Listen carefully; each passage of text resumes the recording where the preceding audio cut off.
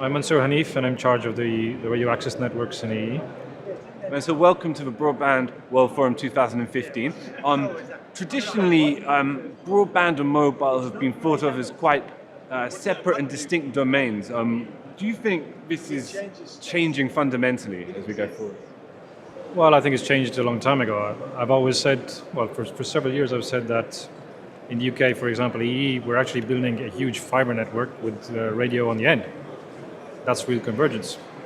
So we're putting out a huge amount of fiber in our network. And I don't think there's been so much fiber installed so quickly in the UK in many, many decades, or ever maybe.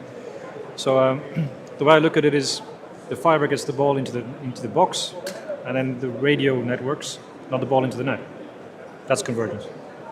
I suppose 5G is very relevant to that relationship.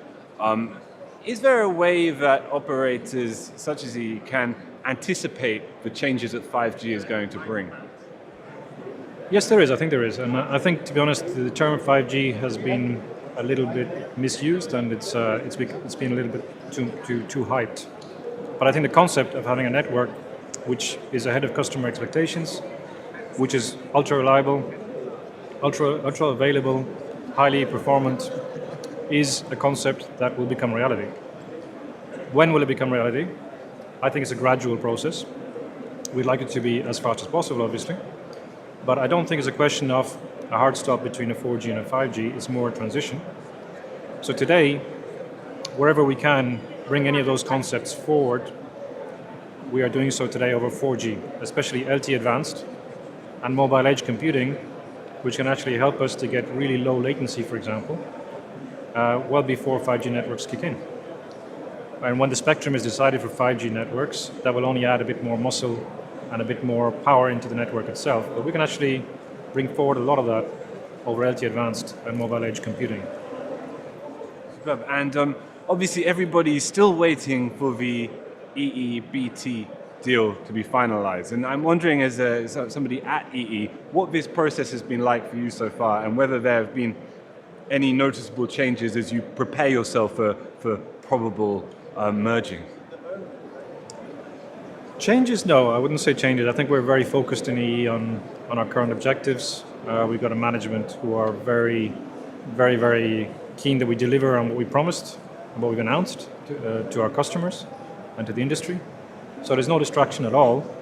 There is a small team that's working with the BT team in terms of planning the future, which is what we're allowed to do while we wait for the CMA to make the decision. So I don't think there's been any change there. I think overall there's a very good feeling within EE about the acquisition. I think a lot of people are looking forward to it.